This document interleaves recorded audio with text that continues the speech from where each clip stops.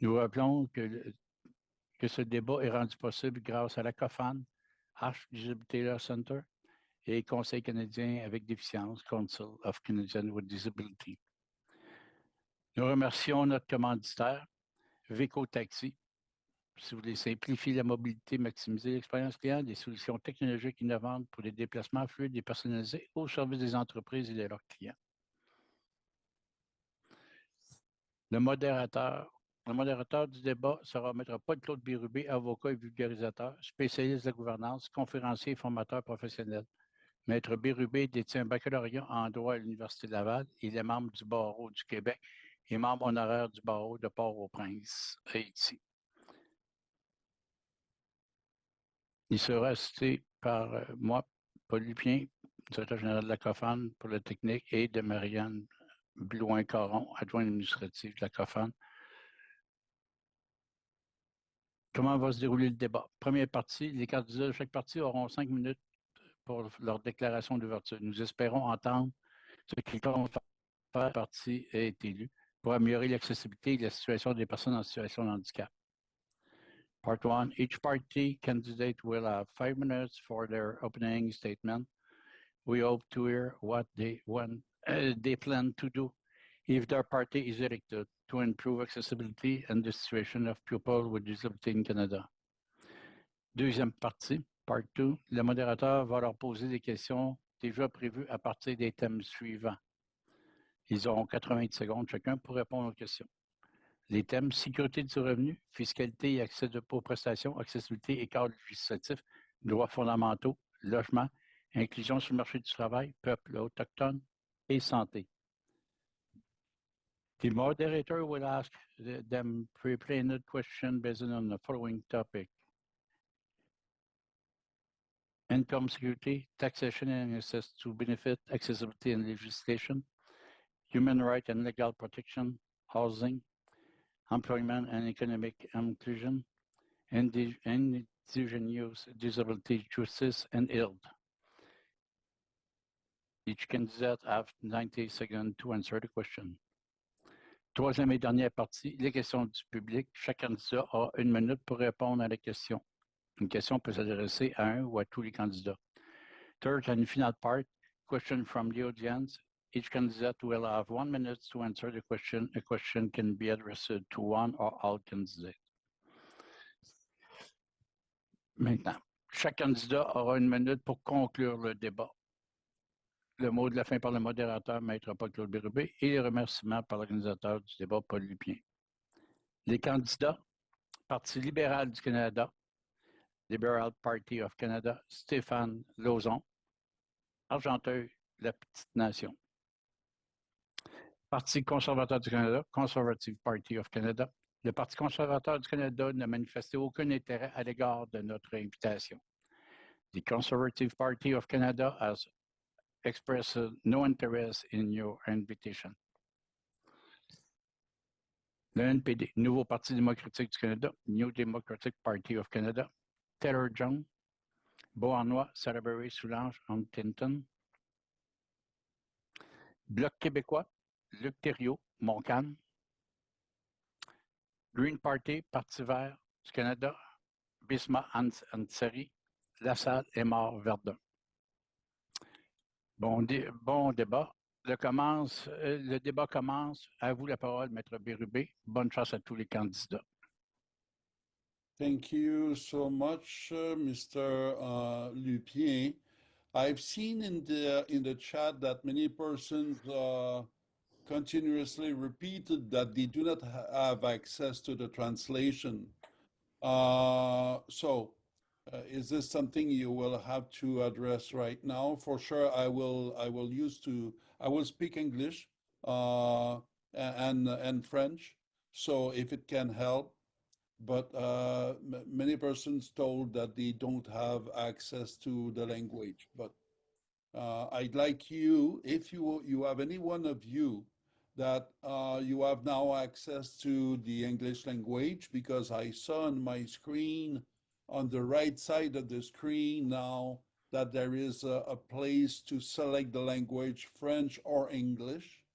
then you can do it, and then it should work. You have now access to this information. So just let me know if it works. So thank you so much, first of all, to all of you to be here with us today.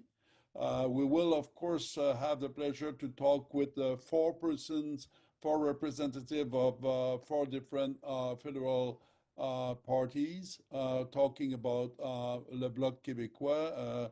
You have been already all presented, Mr. Thériault. Donc, tout le monde a été présenté, Monsieur Thériault, le Parti vert, et Madame Mitsari, et aussi Monsieur Lauzon, et aussi le Parti démocratique avec Monsieur Tyler Jones.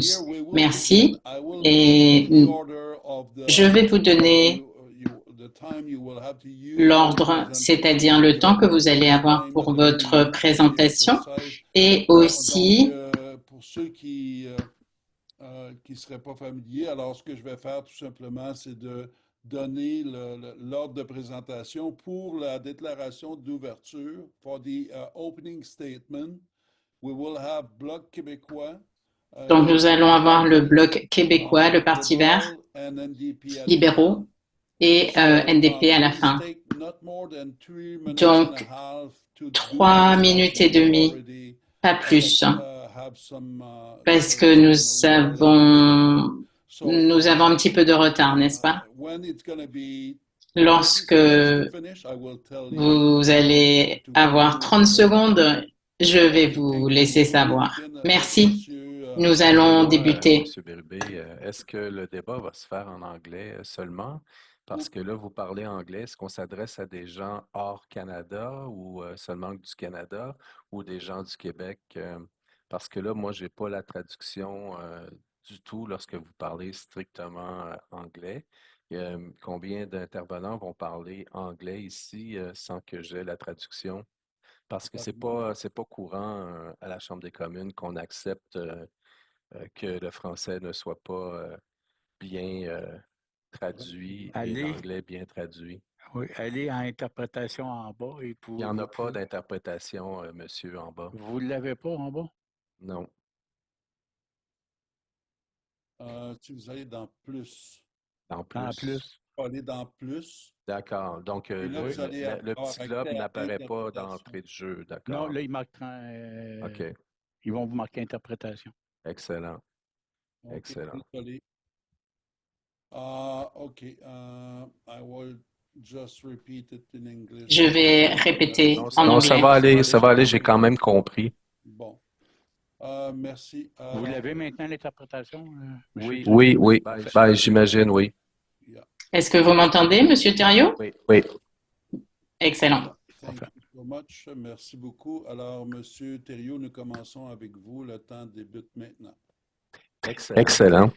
On m'avait dit que j'avais 2 minutes, alors pour cette fois-ci, je serai un peu plus court. D'abord, j'ai pensé qu'on pouvait commencer cette discussion à partir d'un certain nombre de principes et à partir d'une définition.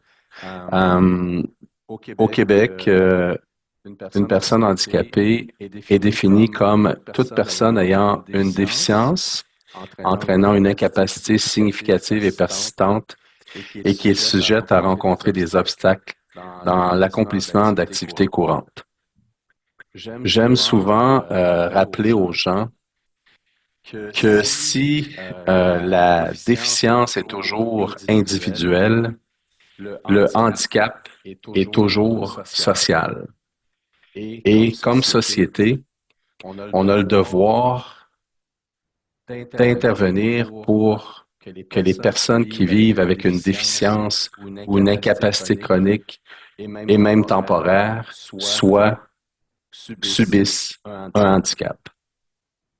L'accès aux services, l'accès aux lieux, au travail, bref, à un environnement qui favorise mon épanouissement à une vie pleine et entière, doit être un droit inaliénable.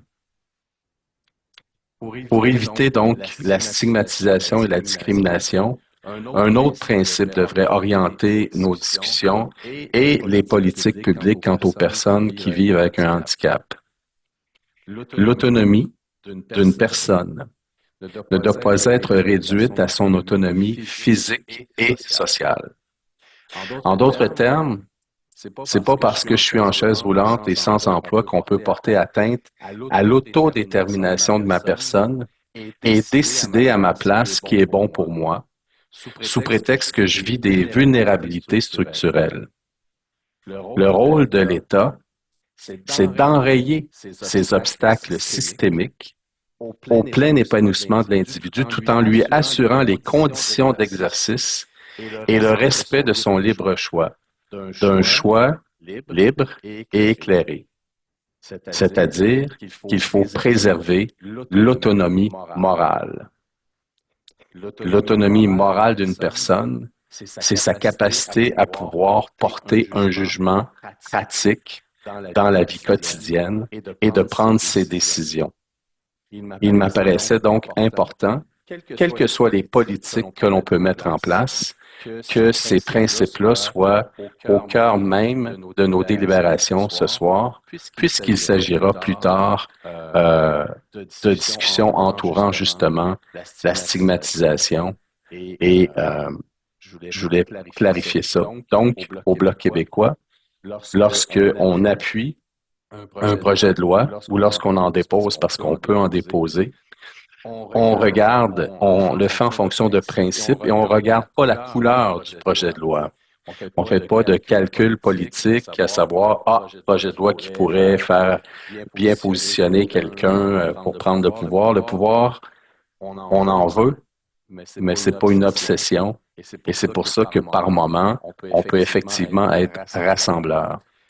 Donc, on ne regarde pas la couleur des projets de loi, on y va strictement pour le bien-être des gens que l'on représente. Voilà. Merci beaucoup, M. Thériault. Nous allons maintenant avec Mme Bisma Ansari du Parti vert du Canada. Merci, M. Bérubé. Bonjour, je m'appelle Bisma Ansari, Green Party candidate for La Salle et Mar-Verdun. I am honored to be here tonight to talk about a subject that's too often. Je suis très heureuse en fait d'être ici ce soir et en fait au niveau de la justice, au niveau de handicapés et des droits humains. C'est très important pour moi. Pour vous parler d'un sujet trop souvent mis de côté, la justice pour les personnes handicapées. Ceci ne se limite pas à l'accessibilité, c'est une question de dignité, d'équité, de droits de la personne. J'ai travaillé dans le monde d'affaires pendant 20 ans, mais ce qui m'a plus marqué, c'est mon rôle de mère. J'ai vu comment les systèmes soutiennent ou laissent tomber les gens selon la façon dont ils sont conçus. I've worked in business for 20 years, but what has shaped me most is being a foster mother. I've seen how systems either support or fail kids, depending on how they're built. Donc, selon la façon de se facturer de ces lois, en fait, les problèmes des personnes, on peut faire beaucoup mieux. Le Canada, en fait, n'aide pas les personnes handicapées. D'autres personnes vivent dans la pauvreté, attendent des années, des soins ou sont écartées des décisions qui les touchent directement. Les personnes handicapées. Trop nombreuses sont celles qui vivent dans la pauvreté, attendent des années pour obtenir les soins ou sont exclues des décisions qui les concernent. Le Parti vert est clair. Nous financerons intégralement la prestation canadienne pour les personnes handicapées. Nous éliminerons le contrôle d'accès. Nous la rendrons automatique, équitable et digne. The Green Party is clear. We will fully fund. Donc, le Parti vert va financer directement en fait les prestations. Nous allons éliminer le contrôle. Nous allons rendre les gens aux gens leur dignité. Donc, toutes les politiques doivent être axées sur l'accessibilité de l'EPA. L'inclusion, ce n'est pas juste une prime, c'est un minimum. C'est la vision que j'aimerais partager avec vous. Tout d'abord, les gens. La justice signifie que chaque politique, climat, logement, transport en commun, doit être axée sur l'accessibilité dès le départ. L'inclusion n'est pas un bonus, c'est le strict minimum. C'est la vision que j'apporte. Pratique, axée sur l'humain et ancrée dans l'équité. Merci. Merci beaucoup, Madame Ansari. Alors, nous allons maintenant procéder avec le représentant du Parti libéral du Canada, Monsieur Lauzon. Merci, Monsieur Bérubé. Merci à tout le monde de rendre ça possible. Vous savez, le Parti libéral, quand on est arrivé en poste, on a vu pour la première fois nommer une ministre responsable des personnes handicapées. On a nommé Carla Qualtrough, dont j'ai eu l'honneur et l'occasion d'être le secrétaire parlementaire pour la ministre des Sports et des personnes handicapées. Donc, on est parti de 2015 et pas plus tard que 2019, on avait déjà la première loi sur l'accessibilité canadienne qui n'a jamais existé auparavant. J'ai eu l'occasion de traverser le pays au moins à 2 reprises pour faire des consultations, pour rencontrer les organismes, pour rencontrer toutes les personnes concernées sur des situations d'handicap. Et je peux vous dire qu'on a fait de très gros progrès depuis que j'ai été élu en 2015. Cet intérêt-là a été propagé à d'autres ministres qui étaient Ken Hare à l'époque et aujourd'hui Kamal Khera. Kamal a fait une déclaration, entre autres, pas plus tard que le 3 mars, sur le règlement de la prestation canadienne pour les personnes handicapées. Sauf que c'est pour un peu répondre un peu à les orientations de Mme Ansari, cela signifie que les prestations canadiennes, ils vont rentrer en vigueur à partir du 15 mai. Cela, va signifier des prestations canadiennes pour les personnes handicapées qui sera versées pour les premiers chèques qui vont arriver en juillet déjà pour les personnes en situation de handicap. C'est un grand pas envers l'amélioration du filet de sécurité sociale dont parlait l'importance de M. Thériault pour mettre la lumière aussi sur d'autres mesures prises par le gouvernement du Canada. Comme je pense, par exemple, où ce qu'on avait un certain débat à Ottawa sur le crédit d'impôt pour les personnes avec le diabète. Aujourd'hui, on peut reconnaître le diabète de type 1 comme un handicap. On peut avoir accès aux prestations pour personnes handicapées à partir lorsqu'on peut démontrer qu'on est diabétique. Puis dans l'esprit, rien sans nous, le gouvernement fédéral a mobilisé des Canadiens en situation de handicap, les intervenants auprès de ces personnes, les administrations. Vous avez parlé tantôt, M. Bérubé, aussi, les territoires autochtones, de même que les gouvernements provinciaux territoriaux afin d'élaborer le règlement. Donc, qu'est-ce qu'on a fait? On a établi la première loi sur l'accessibilité. Maintenant, on a les outils, on a une définition. On peut maintenant travailler à améliorer le sort des personnes en situation de handicap parce qu'on a les outils qu'on s'est dotés au gouvernement fédéral qui n'existaient pas. Le règlement final confirme des détails de prestations canadiennes pour les personnes handicapées comme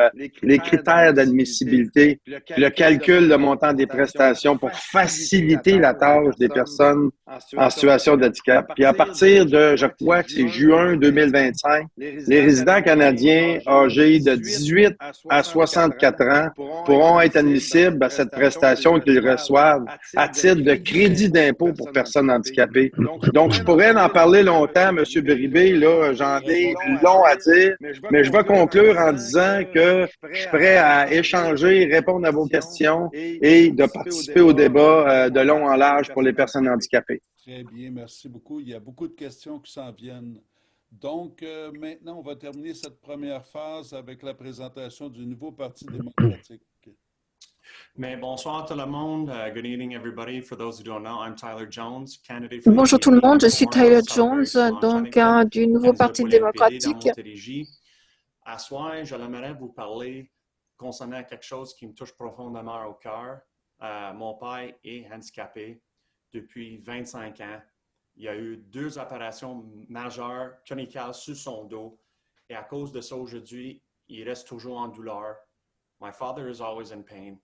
It has been over 25 years since he has had Donc, comme je le dis, ça fait plus de 25 ans qu'il a été opéré à 2 reprises du dos. On lui a dit qu'il ne remarcherait plus jamais. Même s'il était père de 2 jeunes enfants, il a dit à son médecin, il a dit, vous savez, la différence entre vous et moi, eh bien, peut-être Dieu ne sait pas si je vais remarcher, mais il sait pertinemment que je vais remarcher. 25 ans plus tard, il peut marcher sans sa canne. Mais cela dit, il a toujours Nous, des comme famille, douleurs on a fait chroniques. dealer avec son douleur, pas juste physiquement, mais en esprit. Mon père était absent pendant mon enfance. Je l'adore, mon père, mais j'ai pas eu la chance de jouer du baseball, du football, du soccer avec, car il était dans réhabilitation pendant proche de 3 ans, 36 mois. Puis oui, on a compté les jours et les mois ensemble. Tonight, it's more about la Ce touche soir, humaine. je veux vraiment parler de la touche humaine, établir des liens avec les gens, écouter ce que les électeurs ont à nous dire. Plusieurs personnes dans la population handicapée, dans ma propre conscription, qui ont dit la même chose que moi, qu'ils étaient à l'écoute de mon histoire avec moi et mon père, et je suis à leur écoute de leurs histoires à eux. Même si en fait je suis en Montérégie, dans une circonscription, je sais qu'il y reste encore du travail à faire à l'échelle du Québec et du Canada également. Et ce soir, nous allons parler en détail de ce que nous pouvons faire tous ensemble. Quelle politique le NPD veut-il proposer pour vous, mais surtout avec vous? Nous vous avons écouté depuis plusieurs années, nous avons été à vos côtés, nous allons continuer d'être à côté de vous. Les peuples du Québec, mais les peuples du Canada aussi. On vous attend. Puis cette élection-ci, c'est le plus important dans les dernières années, dans les dernières décennies. On est là pour vous, mais surtout avec vous. Et on va continuer à travailler ensemble, travaillons fort, à bâtir un Québec fort, mais surtout un Canada fort où ce que tout le monde est inclus. We're going to make sure within the next 4 years that we build. Nous allons nous assurer que pour les 4 prochaines années, nous allons travailler pour bâtir un Canada fort où tout le monde est inclus, où il n'y aura plus autant de bureaucratie. Merci beaucoup. Merci à tous et chacun d'entre vous d'avoir respecté les délais. Alors maintenant, nous allons passer à la deuxième partie de cette présentation. Nous allons avoir 8 différents sujets que nous allons vous demander d'aborder. Pour chaque thème, nous allons vous demander de répondre à la même question et ensuite vous aurez entre 16 et 19 secondes pour répondre à chaque question. Alors, pour la première question, nous allons parler du sécurité de revenus. Et donc, la question porte sur la prestation canadienne pour les personnes handicapées. Comme vous l'avez mentionné déjà, donc c'est un bon pas en avant. Donc, la prestation canadienne pour les personnes handicapées, PCPH, représente un pas en avant, mais son montant et ses critères d'admissibilité actuels ne suffisent pas à sortir les personnes en situation de handicap de la pauvreté. Si votre parti forme le prochain gouvernement, comment comptez-vous bonifier la PCPH pour qu'elle remplisse pleinement sa promesse d'équité économique? La prestation canadienne pour personnes handicapées pour qu'elle remplisse pleinement sa promesse d'équité économique. Vous allez répondre dans l'ordre suivant à cette question. Green Party first, NDP second, Liberal Party. Donc le Parti vert, NPD, libéral et finalement le Bloc québécois vont répondre à cette question. Alors commençons par le Parti vert. Donc oui, la PCPH est un bon pas en avant, mais cette prestation canadienne en fait fait face à trop nombreuses barrières. Notre parti en fait soutient cette prestation canadienne pour les personnes handicapées qui devrait être admissible automatiquement. Donc nous, du Parti vert du Canada, nous avons joué un rôle très important à la mise sur pied de la législation en la matière. Et nous avons exigé cet engagement auprès de la communauté des personnes handicapées. Donc, c'est très important d'entendre les voix vertes à Ottawa afin justement de stimuler toutes ces questions. C'est un pas en avant, mais nous n'avons pas terminé. Nous avons besoin de davantage de consultations, de travaux, et nous avons besoin juste, pas seulement d'argent, mais nous avons besoin de logements abordables qui fonctionnent pour tout le monde. On veut que les personnes obtiennent des soins, des traitements, et nous tenons à nous assurer que nous protégeons les emploi et les bons salaires pour ces personnes. Donc, ça permettra aux personnes en situation de handicap de surmonter les défis auxquels elles font face aujourd'hui. Merci beaucoup de votre réponse. Passons maintenant au représentant du Chez NDP. le NPD, on est d'accord que le programme PCPH est un bon départ pour aider les personnes dans les besoins. Ils aident non seulement à répondre aux besoins financiers, mais aussi pour la tranquillité d'esprit. Par contre, comme indique, la question, elle tombe court à sortir des situations de pauvreté. Nous prévoyons de mettre en œuvre des politiques qui augmenteront le montant déjà en fonction du coût de vie, ainsi de réorganiser le système existant pour éliminer la confusion et élargir la municipalité du programme. Ça fait encore des années que mon père se fait premier des conservateurs puis des libéraux à cause de son opération en l'année 1999 puis 2000. We are still waiting for answers. Donc, on attend toujours des réponses à nos questions, on attend toujours la confirmation. Cette élection, en fait, m'affecte très profondément. Et en fait, eh bien, les prestations, en fait, sont finalement accordées, pas juste à certaines personnes, mais à toute la population. Donc, avec notre gouvernement, nous allons nous assurer qu'il y ait moins de paperasserie, que tout le monde soit admissible et que pas seulement seules personnes, mais toutes les personnes en situation de handicap y aient accès, soient entendues et que toutes les personnes, en fait, que tous les moyens soient là pour assurer à ces personnes les moyens dont ils ont besoin. Nous allons maintenant entendre le représentant du Parti libéral du Canada.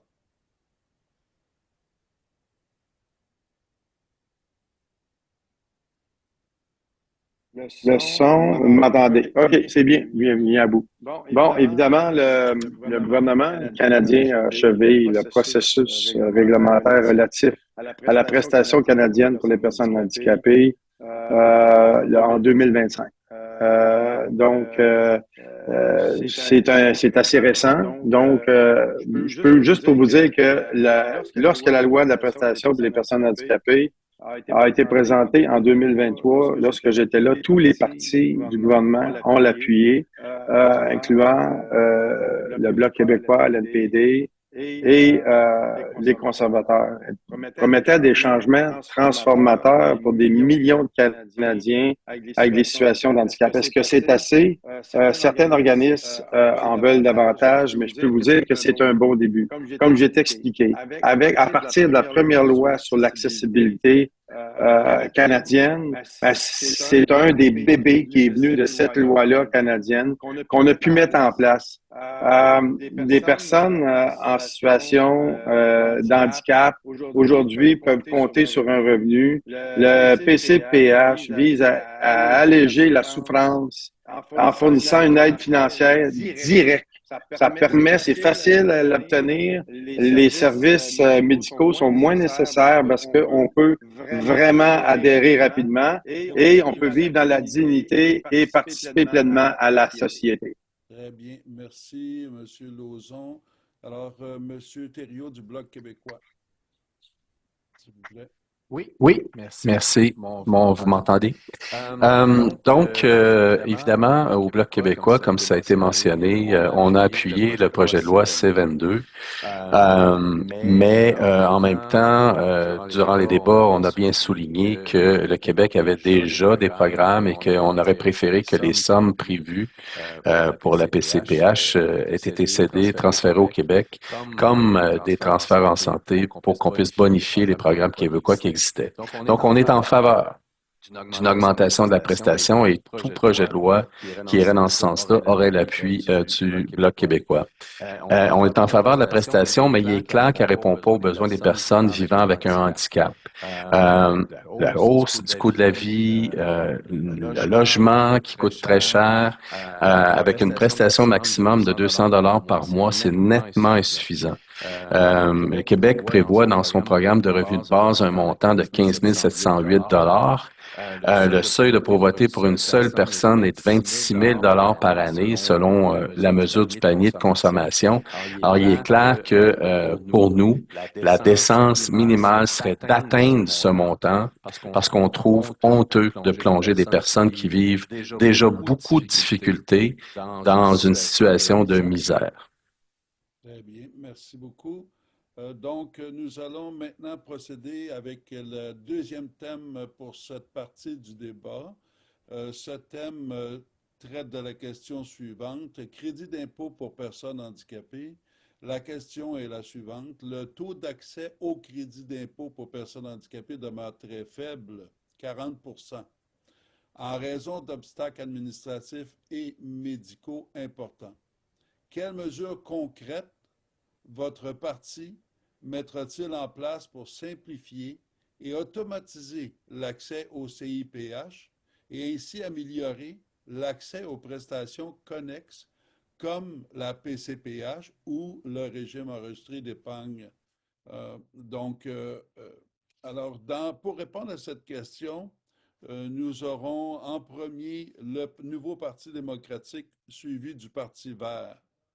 Suivra le Bloc québécois et enfin le Parti libéral.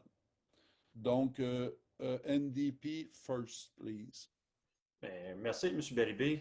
Donc, le NPD a toujours écouté les gens et a réussi à mettre en œuvre et à livrer les biens nécessaires pour aider tous ceux et ceux qui les ont le besoin. Ce programme nécessite des mesures de révision et la possibilité d'y apporter des modifications si nécessaire afin de mieux servir les, les programmes qui ne répondent pas à l'objectif pour lequel ils ont été créés. Nous simplifierons le programme pour mieux répondre aux critères nécessaires par une personne à la fois et continuerons à soutenir tous ceux qui sont dans une situation désespérée. Autrement dit, il faut éliminer la confusion et le droit en rendant ces programmes plus accessibles et en simplifiant les processus. We must open the dialogue. We must open more. Nous devons amener plus de dialogue, moins de bureaucratie et être en mesure que chacun ait l'accès, pas juste certaines personnes. Merci beaucoup. Thank you so much. Going now with the Merci. party. Parti vert. People with disabilities deserve better support. Donc, il faut avoir plus de support, bien sûr, moins d'obstacles. Le NDP, en fait, a une balance de pouvoir pour les dernières années, de 4 années, et nous pensons que c'est la meilleure façon d'aller encore plus loin, c'est-à-dire il faut amener du changement. Donc, nous voulons, en fait, que ça soit plus accessible et que les gens y aient accès beaucoup plus facilement. Et en fait, nous voulons que ça soit, en fait, différent, c'est-à-dire que nous pouvions qu'il y ait un remboursement finalement et activé. Il faut qu'il y ait un changement maintenant. Merci, le Bloc québécois, Monsieur Thériault. On vous entend pas. Alors, Oui. on réclame depuis longtemps l'inscription automatique aux programmes gouvernementaux lorsqu'un individu y a droit. Ça devrait s'appliquer au crédit d'impôt pour les personnes handicapées, comme c'est le cas pour le supplément de revenu garanti. C'est une bataille qu'on a menée au Bloc québécois dès notre arrivée en 2015 et ça a été mis en place en 2018. Ça devrait être donc automatique parce qu'au Québec, c'est là qu'il y a le moins de demandes de crédit d'impôt parce que le programme est méconnu. Crédit d'impôt pour personnes handicapées est non remboursable. La personne doit s'inscrire pour y avoir droit. Toutefois, le chemin est ardu. Les gens doivent remplir un formulaire par un professionnel de la santé. Ça alourdit la démarche. C'est le formulaire T2201. Lors du débat entourant le projet de loi C-22, le Bloc a souligné que le régime enregistré d'épargne invalidité était aussi mal connu des Québécois. Résultat, seulement 26,6 des Québécois admissibles au crédit d'impôt pour personnes handicapées participent au programme. Donc, la part du fédéral pour le régime d'épargne invalidité est généreuse si nous trouvons et si les gens y ont accès. C'est très généreux. On parle ici d'une somme pour un montant maximum de 500 $. Le gouvernement peut verser une somme de 3 $ pour chaque dollar investi. Donc, il faut faire connaître ces programmes-là et le REEI peut être décaissé avant la retraite, ce qui permettrait aux gens d'améliorer leurs conditions de vie. Donc, faisons en sorte que ces programmes-là soient connus. Ils ne sont pas assez connus. Très bien, merci pour cette réponse. Alors, le Parti libéral du Canada, M. Thériault. C'est ça? Non, je dis Thériault, Lauzon, oui. Excusez-moi. C'est pas un déshonneur de se faire appeler M. Thériault. J'en doute même pas. Non, écoutez, ça me fait plaisir de répondre à cette question-là. Vous savez, le crédit d'impôt pour les personnes handicapées était compliqué quand on est arrivé en poste. Et on a effectivement amélioré le système pour appliquer. Pour être admissible à un crédit d'impôt, on peut maintenant faire le formulaire numérique qui est maintenant à jour et très facile à utiliser, soit par un proche aidant ou par une personne qui a la capacité de remplir ça par informatique. Et puis, la demande aussi est simplifiée. On trouvait que les formulaires étaient compliqués, que ce soit le T2201 pour que je vous ai parlé avant qu'il fallait être rempli par un médecin ou un infirmier praticien spécialisé ou une infirmière praticienne. Maintenant, c'est plus facile à remplir. On peut transmettre tout ça électroniquement maintenant. Et je vous ai parlé aussi tantôt pour les crédits d'impôt pour les personnes handicapées maintenant. Pour les années fiscales de 2021 et les années suivantes, toutes les personnes ayant un diagnostic de diabète de type 1 sont admissibles. Et je peux continuer comme ça parce qu'on a aussi le crédit d'impôt pour les personnes atteintes d'une déficience grave ainsi que l'aide supplémentaire pour les personnes handicapées. On a pensé aux proches aidants. Très bien. Merci, M. Lauzon. Alors, nous allons maintenant entendre... excusez-moi. Oui, en fait, on est rendu à la question numéro 3. Donc, à la question numéro 3, we will talk about accessibility and legislation. C'est-à-dire l'accès et la législation, comment mettre en œuvre, en fait, nous parlons de la loi, l'acte sur l'accessibilité. Donc, et comment la mettre en œuvre en 2019? Et en fait, c'était unanime. Et ma question, c'est en fait, au niveau de la loi canadienne sur l'accessibilité, comment est-ce que votre parti entend-il accélérer l'élaboration, la mise en œuvre et l'application des normes d'accessibilité à l'échelle nationale et aux différentes infrastructures? Donc, pour pouvoir répondre, nous allons débuter avec M. Lauzon, puis M. Thériault, Mme Ensari et M. Jones. Monsieur Lauzon, la parole est à vous. Monsieur Lauzon. Vous allez m'excuser, ça l'a coupé. Le son ne fonctionnait plus de mon côté.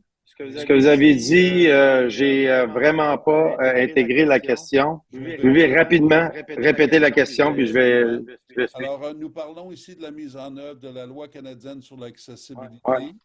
Alors, j'ai demandé comment votre parti entend accélérer l'élaboration, la mise en œuvre et l'application des normes d'accessibilité à l'échelle nationale. Merci beaucoup pour la question. En entrée de jeu, dans mes propos, je vous ai dit que le premier pas à faire, c'était la première loi sur l'accessibilité, ce qu'on a fait. Ce qui est important à comprendre, c'est que ça va inclure toutes sortes de règlements ou d'ententes qu'on va faire, que ce soit avec les compagnies d'aviation, les compagnies de transport, les compagnies de train. On est déjà à l'intérieur des comités, puis M. Thériault pourra en témoigner, qu'on parle beaucoup d'accessibilité à travers certains comités. On participe ensemble, non partisans, à travers toutes les parties sur lesquelles on travaille sur l'accessibilité des moyens pour améliorer dans tous les paliers. Maintenant, ceci étant dit, il en reste beaucoup à faire encore. Donc, c'est un début. On a débuté par une définition. On commence à l'implanter à travers tous les besoins de la société. Et je peux vous dire que maintenant, à chaque fois qu'on prend une décision à l'intérieur d'un cabinet, moi, pour avoir été secrétaire parlementaire pour les personnes handicapées, chaque décision du gouvernement qu'on prend, on doit se poser la question, où est l'accessibilité dans la décision qu'on va prendre dans tel ou tel projet de loi? Donc, on pense aussi aux anciens combattants qui sont souvent en situation de handicap pour toutes sortes de raisons. On se souvient des années conservateurs qui ont coupé les 9 bureaux d'intervention pour les anciens combattants qui avaient des problèmes dans la situation de handicap. 1200 travailleurs de première ligne qui ont été coupés. Maintenant, on a deux choix. Les conservateurs qui sont pas là aujourd'hui, qui sont absents, pour continuer à couper pour les personnes handicapées, ou les libéraux qui veulent continuer avec la loi sur l'accessibilité. Très bien, merci pour votre réponse. Monsieur Thériault, s'il vous plaît, pour le Bloc québécois. Oui. Alors, d'abord, la loi canadienne sur l'accessibilité, dans notre jargon C-81, a été adoptée à l'unanimité et nous amène à déterminer des normes d'accessibilité, sauf que les délais sont très, très longs. Depuis 2019, 3 normes seulement ont été étudiées au sens où ils sont franchis l'étape 6 et 7 du processus. Et donc, il est clair qu'il faut accélérer cet examen public des normes. Ensuite, dans ces normes qui ont été depuis 2019 examinées, ont subi l'examen public, il y en a une autre qui est en examen, mais qui n'a pas encore passé l'examen public. Et donc, ça fait déjà 3 ans de ça. Alors, il y a un problème à ce niveau-là. Et je voudrais ajouter qu'il faudrait peut-être à ce moment-là qu'on se concentre sur les programmes qui existent déjà et qu'on essaie de les améliorer. Par exemple, le plan Investir dans le Canada, c'est un programme de 33 milliards qui vise à faire en sorte que on puisse faire un financement ventilé 40, 40 et 20% municipal. Il y a 3 objectifs, dont celui d'investir dans des projets qui permettent d'améliorer l'inclusion sociale, l'accessibilité pour les personnes handicapées et la qualité de vie de tous les Canadiens et les Québécois. Il y a aussi le volet transport en commun, infrastructure sociale, mais il y a des lacunes encore. Plusieurs municipalités considèrent qu'il y a un manque de flexibilité au niveau du financement, au niveau, entre autres, de la capacité qu'a le fédéral de comprendre que quand il y a des dépassements de coûts, il faudra avoir des sommes additionnelles. Donc, tout ça est à améliorer et ça va pas vite. Ça va vraiment pas vite. Merci beaucoup. Je suis obligé de vous couper si on veut respecter le temps. Donc, monsieur, nous allons maintenant avoir Mme Ansari qui va répondre à la même question au nom du Parti vert du Canada. Oui. L'accessibilité, c'est un droit, ce n'est pas un privilège. Et oui, il faut le faire plus vite.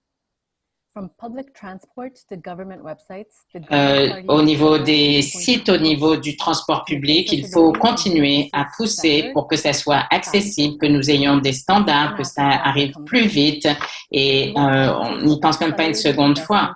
Il faut que ça soit accéléré au niveau de l'infrastructure. Nous allons pousser tout ce que nous devrons au niveau des services fédéraux pour pouvoir l'avoir et pour être sûr que nous ayons ceci, les standards en fait qui sont nécessaires. Merci beaucoup. Alors, pour conclure sur cette question, Mr. Jones, please. Mes amis, j'aimerais parler de mon père encore. Nous avons entendu le Bloc, les libéraux, depuis 2019. Ça fait depuis 2019. Il attend toujours des réponses, mon père. Et l'accessibilité, n'est-ce pas? Que mon père se fait premier par un gouvernement minoritaire de M. Trudeau en 2019. Que oui, on est là pour vous, M. Jones. Oui, tout est sans lien. Puis notre député bloquiste locaux. Oui, on va être en travail avec vous. Oui. Puis là, 6 ans plus tard, où est-ce qu'ils sont ces premiers? Where are these we's? Where are these yeses that were supposedly being... Et où est-ce qu'ils sont, ces oui, et quand est-ce qu'ils vont les donner? Est-ce qu'ils ont promis, en fait, de l'argent à mon père depuis 2019? On commence à attendre que oui, finalement, l'accessibilité va être là. Ça fait 25 ans déjà, depuis que mon père est allé à Parlement, à parler à un gouvernement chrétien, puis personne ne l'écoutait. Personne ne disait, vous êtes à un camp, M. Jones. Vous n'êtes pas vraiment handicapé. Puis ça, un gouvernement de dire qu'on n'est pas vraiment handicapé, c'est un manque de respect au total. Nous, le NPD, on a toujours été en avance sur les autres partis en ce que concerne l'assurance que les peuples doivent toujours passer en premier. Par conséquent, nous continuons d'être en avance en termes de transparence et de clarté des processus. Et ce faisant, nous croyons que notre approche permettait un accès plus simplifié, plus basic et plus facile, avec moins de confusion et des résultats plus concrets et plus faciles à tous et tous à se comprendre ensemble. Everyone should be equal. Everyone should have the same answers. Tout le monde devrait être égaux. En fait, tout le monde devrait avoir les mêmes réponses et savoir où il se situe à la fin de la journée. Donc, la prochaine question, c'est-à-dire au niveau de la Convention de l'ONU, UDETSI. Le rapport des Nations unies concernant l'application de la Convention au Canada. Et donc, votre parti s'engage-t-il à intégrer pleinement les recommandations élaborées par l'ONU en mars 2025, donc très récemment, relativement à l'application des droits des personnes handicapées au Canada? Alors, pour répondre à cette question, nous allons débuter par vous, M. Jones, serez suivi du Parti libéral du Canada, du Parti vert et finalement du Bloc québécois. Donc, M. Jones, la parole est à vous. Oh, mais merci beaucoup. Tout simplement, oui. Folks, it's a simple yes from us from the NDP. Oui, bien sûr. Personne ne devrait jamais laisser pour compte. No one should be left aside. No one should ever be a second thought. On ne devrait pas laisser les gens seuls. Les recommandations des Nations Unies de A à Z, from A to Z, we will make sure that everything. On va être sûr que tout est suivi. Demanderons à chaque de rester unis et de continuer à mettre à fin la discrimination dans ce pays. Une fois pour tout, comme stipulé la Charte canadienne des droits et des libertés, article 15.1, la loi ne fait pas acceptation de personnes et s'applique également à tous et tous, et on doit à la même protection sans discrimination. Cela fait 45 ans que c'est concret au niveau des écrits, et ce soir, avec le NPD, nous réaffirmons. Nous allons assurer qu'il n'y ait plus de discrimination et que tout le monde ait un accès juste au niveau de la question et que tout le monde soit d'accord. Merci beaucoup. Merci. Le libéral maintenant. Oui, merci, M. Béribé.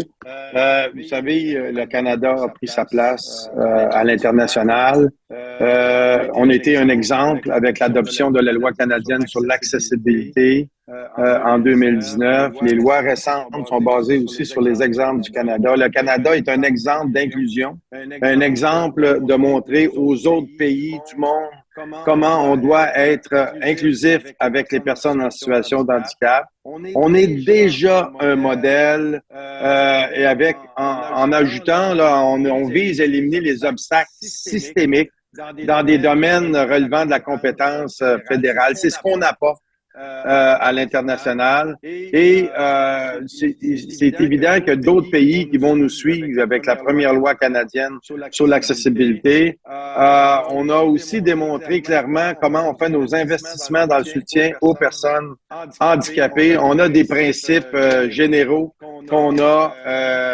avec le respect de la dignité intrinsèque, l'autonomie individuelle, y compris la liberté de faire ses propres choix. Ce sont des valeurs qu'on a implantées. Et puis la participation, l'intégration pleine et effective de la société, se sont basées sur le respect de la différence et de l'acceptation des personnes handicapées, comme faisait partie de la diversité humaine de l'humanité. Donc, c'est ce qu'on n'a pas et c'est ce qu'on veut continuer de faire, d'être un modèle à travers le monde avec la représentation canadienne qu'on a. Merci beaucoup, M. Lauzon. Mrs. Ansari, it's now your turn to talk about the same Madame Ansari, c'est à vous de répondre à la même question. Donc, au nom du Parti vert, s'il vous plaît. Oui, c'est fantastique que nous soyons un modèle pour le reste du monde. Cela dit, ce n'est pas assez. Nous avons besoin de davantage de justice pour les personnes en situation de handicap. Donc oui, effectivement, le Parti vert du Canada s'engage à intégrer pleinement les recommandations de l'ONU et nous assurons que nous rendons tous les partis responsables afin de nous assurer que nous respections cela. Les personnes en situation de handicap font face à des barrières au quotidien et ces promesses, les programmes en place sont bien, mais ils ne permettent pas de vivre avec dignité. Le logement abordable est encore difficile. Les lieux de travail et les règles afférentes ne sont pas mises en place. Nous nous engageons à aider à éliminer les barrières et à faciliter la vie des gens.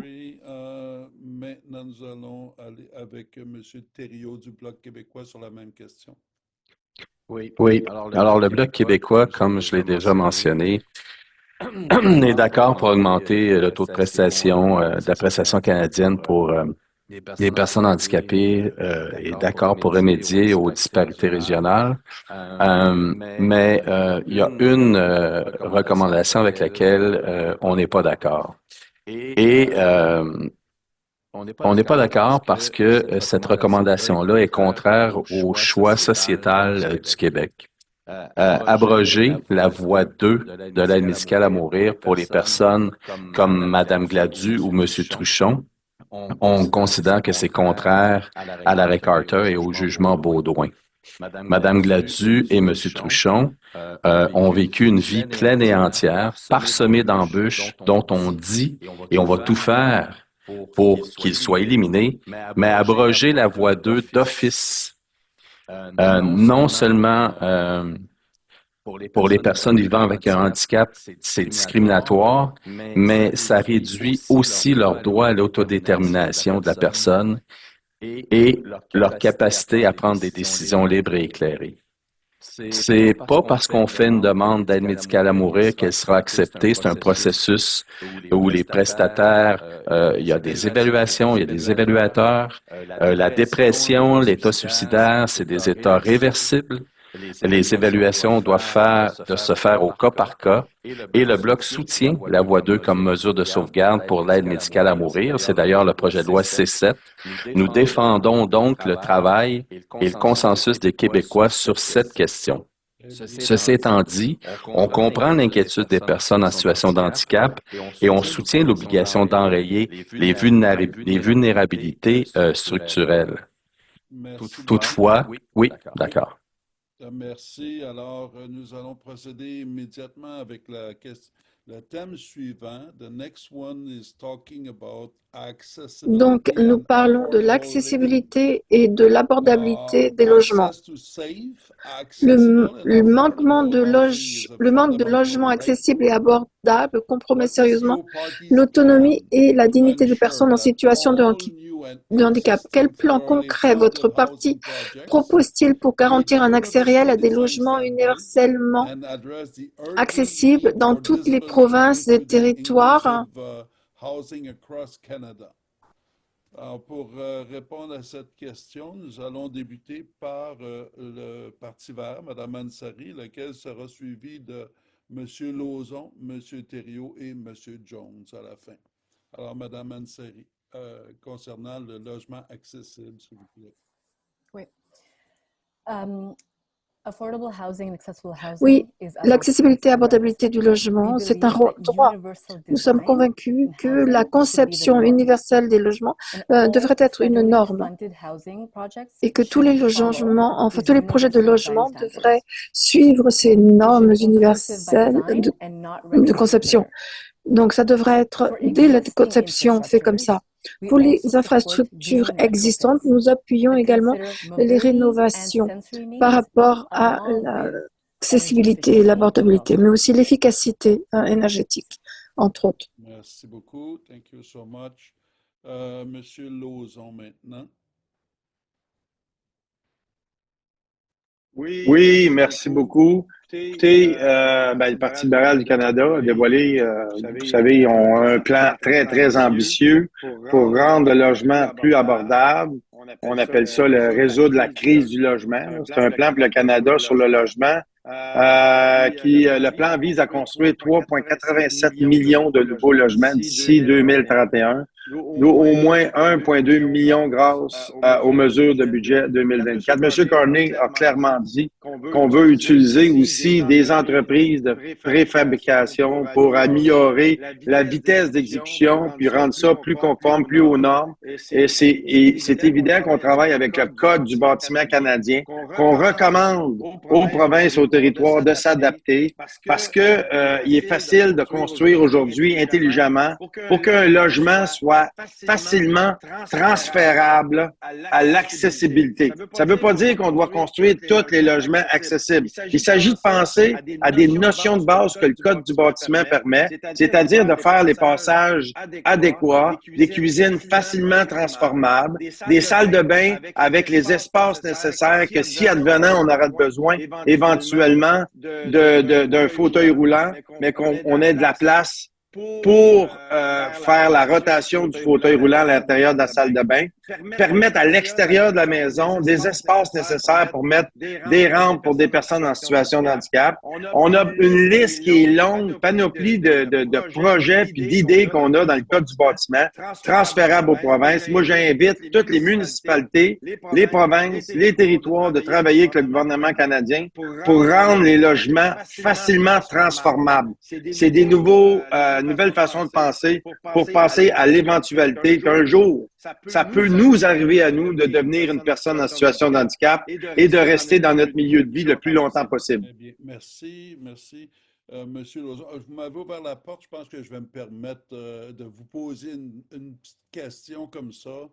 Est-ce que vous venez de nous dire que vous êtes tout à fait d'accord avec le programme du Parti vert sur cette question? Moi, je suis d'accord avec les orientations de notre parti d'améliorer le sort des personnes handicapées. Je suis celui qui défend, c'est mon background d'entrepreneurial, de chargé de projet qui vous parle, qui vous dit que c'est facile aujourd'hui d'implanter des normes à partir du guide canadien de construction transmis aux provinces, aux territoires, aux municipalités et conscientiser l'urbanisme des municipalités pour qu'un certain nombre de logements soient facilement transformables pour devenir des logements abordables et accessibles. Merci. Voyons ce que M. Thériault en pense.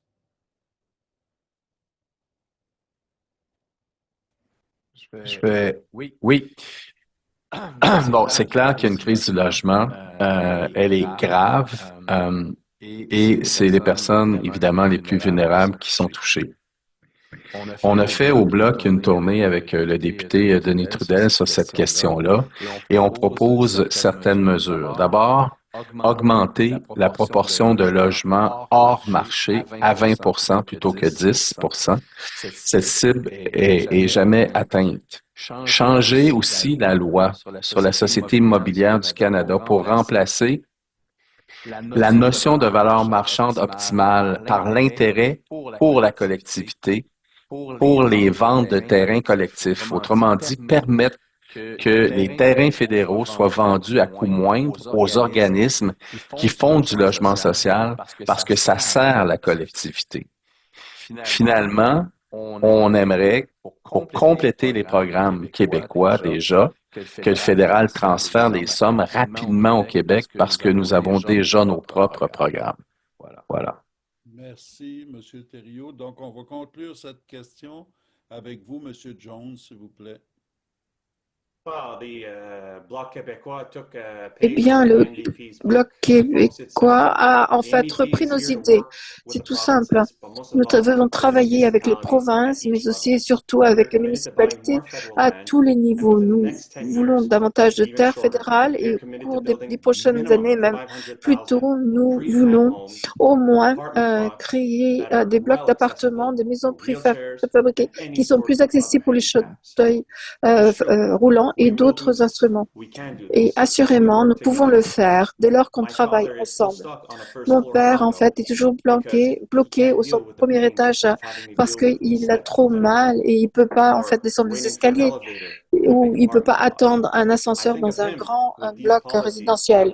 Donc, je crois qu'avec ces politiques que nous aimerions mettre en place, mais cela dit, nous écoutons ce que vous dites et nous sommes en campagne, nous vous entendons très fort et nous voulons nous assurer que ces logements correspondent à vos besoins et non pas à ce que nous pensons que vous avez besoin. Que les maisons qu'on va fabriquer et on va essayer à vous donner, c'est ce que vous avez besoin. Si vous n'êtes pas d'accord, c'est vous le public, c'est vous qui nous faites élire, c'est vous qu'on veut attendre. Et j'espère que ça lui répond aux questions pour qu'à soir, on est là pour travailler ensemble, à bâtir des maisons ensemble.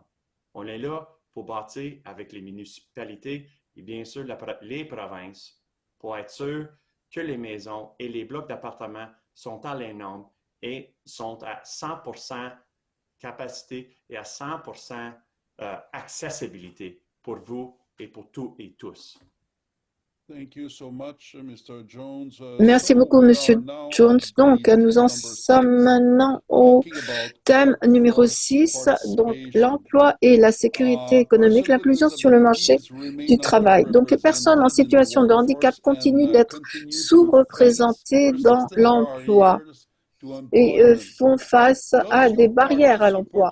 Votre parti propose-t-il une stratégie nationale pour promouvoir leur inclusion active sur le marché du travail, incluant la formation, l'accompagnement, l'accessibilité des lieux et le soutien à l'employabilité, également les outils d'adaptation? Donc, qui va répondre en premier? Monsieur Lauzon, ensuite Madame Ansari, Monsieur Jones, puis Monsieur Thériault pour conclure sur ce thème. Alors, nous commençons par vous, Monsieur Lauzon. Oui, merci. Suite aux consultations qu'on a faites à travers le Canada, on a rencontré des organismes, on a rencontré des entreprises.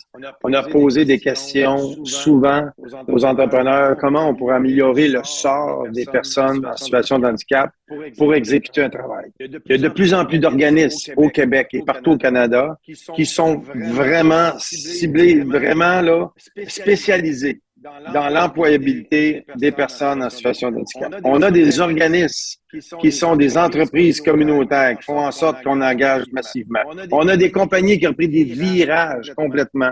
On parle des Tim Hortons de ce monde qui ont engagé des autistes, qui ont fait d'excellents employés, des employés modèles. On a aussi demander aux entreprises qu'est-ce que le gouvernement fédéral peut faire pour améliorer le sort de l'employabilité des personnes en situation de handicap. Mais souvent, là, c'est des investissements qu'on peut faire aux entreprises avec des adaptations d'un poste de travail aussi simple que dépenser environ de 3 à 4 000 $. Des fois, ça peut aller jusqu'à 5 000 $ pour, à partir des fonds sur de l'accessibilité, pour qu'on puisse adapter une situation de travail pour une personne en situation de handicap. Et ce que nos employeurs nous disent après qu'on a investi dans ces postes de travail-là, on se fait dire que ce sont les employés les plus fidèles, les plus à l'heure, les plus routiniers et les meilleurs dans leur emploi. C'est des gens qui sont passionnés puis ils n'ont pas peur de la routine, puis ils n'ont pas peur puis sont fiers de leur travail. Donc, je pense que c'est un pas vers l'avant, mais après avoir traversé le Canada à quelques reprises, je peux vous dire qu'on a des grands pas à faire dans l'entreprise privée pour l'accessibilité. J'ai déjà frappé 6 ou 7 entreprises en visite où ce qu'on n'avait pas de l'accessibilité à l'immeuble. Donc, on doit imposer l'accessibilité dans l'entreprise privée et donner davantage de compensation pour des postes de travail adaptés pour les personnes en situation de handicap. Merci beaucoup. Alors, nous allons immédiatement suivre avec Mme Anne Sari, s'il vous plaît. Oui. Donc, yes. Oui, le Parti vert du Canada croit en l'imposition justement de protection pour les personnes en situation de handicap. Donc, il faut protéger les bons salaires et les bons emplois pour ces personnes. Donc, nous voulons nous assurer que les lieux de travail ont les outils et le mandat pour apporter des changements et éliminer la discrimination et accroître l'accessibilité en milieu de travail. Merci beaucoup. Thank you so much. Merci bien. Au nom du nouveau Parti démocratique, M. Jones, pour la même question. Oui, absolument. Folks, the NDP is here for you. Vous savez, le NPD est là pour vous. Nous allons continuer d'être pour vous. Mon père a 74 ans et il a dû retourner sur le marché du travail parce que le coût de la vie est beaucoup trop élevé. Et à 74 ans, il y a toujours de la discrimination compte tenu de son âge et de son problème de handicap. Il peut en fait marcher beaucoup, donc il est chauffeur d'autobus scolaire. Il adore ça, mais on est d'accord qu'à 74 ans, il ne devrait pas avoir à travailler. Et il ne devrait pas être jugé par rapport à son handicap, sa mauvaise jambe et puis son dos douloureux. Nationale pour chaque problème rencontré par les personnes handicapées, nous premiers d'engageons à améliorer la loi canadienne sur l'accessibilité afin que chacune personne ne soit confrontée à l'incertitude sur le marché du travail. Chez le NPD, nous croyons que tout le monde mérite une chance équitable. We promise to make sure that donc, nous nous engageons à ce que vous ayez un accès, vous ayez une formation et que vous pourrez trouver du travail. Nous n'allons pas vous laisser de côté. Nous allons nous assurer que vous ferez partie de la main-d'œuvre, peu importe où vous voulez aller. Merci bien. Nous allons conclure ce thème avec le Bloc québécois et donc M. Luc Thériault. Vous avez la parole. Merci. Le Québec a déjà sa stratégie nationale, c'est le plan d'action à l'égard des personnes handicapées 2023-2027 qui a été développé par l'INSPQ. Le Canada possède le plan d'action pour l'inclusion des personnes en situation de handicap du Canada qui suit les principes qui ont été énoncés dans la loi canadienne sur l'accessibilité C81 dont je parlais tantôt. Le Québec a des programmes pour subventionner des coûts supplémentaires associés à l'embauche d'une personne en situation de handicap. Le fédéral a le Fonds pour l'accessibilité qui fait essentiellement la même chose. Mais il y a un manque de sensibilité des employeurs. Il y a un énorme travail à faire pour défaire les préjugés et faire valoir que les personnes en situation de handicap sont aussi des atouts pour les entreprises. À cet égard, une stratégie nationale axée sur la prévention, la sensibilisation, voire même de la recherche avec un libellé du type C284 pour les soins oculaires, C284, c'est-à-dire C224 pour les traitements de cancer liés à la lutte pour les incendies, C277 sur les lésions cérébrales, à notre avis, serait souhaitable. Bien, merci beaucoup. Alors, nous allons maintenant passer au thème numéro 7. Le thème numéro 7 traite de la justice pour les peuples autochtones en situation de handicap. La question est la suivante. Les personnes autochtones en situation de handicap font face à un double fardeau, l'inaccessibilité des services et le sous-financement chronique des programmes. Si votre parti est élu, comment assurez-vous un financement durable de mesures spécifiques aux Premières Nations, Inuits et Métis au Canada? Nous allons répondre à cette question dans l'ordre suivant. Le nouveau Parti démocratique, M. Jones en premier, suivi du représentant du Parti libéral, M. Lauzon, de M. Thériault pour le Bloc québécois et conclure avec Mme Ansari du Parti vert. Et donc, nous débutons avec vous, Mr. Jones. Bien, merci, M. Bérubé. Folks, I grew up on the South Shore of Montreal. Moi, je viens de la rive sud à Montréal. Donc, en fait, j'étais à côté de Kanawake. J'ai vu ce que la communauté, par quoi elle est passée à travers les années, des gouvernements qui les ont ignorés. Ici, en 2025, les membres de mes amis du communauté Première Nation Kahnawake, ignorés par des gouvernements qui disent choisis un ou choisis deux. Mais pourquoi je ne peux pas combiner les deux ensemble? It's a double standard, folks. And it's very disappointing and disillusioning that even in 2024, c'est un double standard, en fait. Quelle déception. C'est pas juste au Québec, en fait. C'est partout au Canada. En fait, ils sont toujours en train d'essayer de gérer ça. Allouer 8 milliards de dollars aux communautés autochtones pour leur logement, c'est jamais suffisant. It's still not enough, 8 billion just for the homes. C'est notre plan pour assurer les communautés des Premières Nations que nous battrons aussi fort et aussi plus loin lorsqu'il s'agirait d'accéder à l'aide nécessaire pour elles. Pas de préjugés et moins de bureaucratie pour un besoin. Un besoin et non un luxe. They shouldn't have to choose one or the other. Ils ne devraient pas avoir à choisir, ils devraient avoir accès. C'est pour ça qu'ils s'appellent les Premières Nations et ils devraient être traités ainsi. C'était les premières personnes, en fait, sur notre territoire. Ce ne sont pas les derniers. Ils devraient être les premiers en ligne. Et ça devrait être dès le début, en fait, au niveau des discussions. Merci beaucoup, Monsieur Lauzon, maintenant, du Parti libéral du Canada. Oui, merci beaucoup.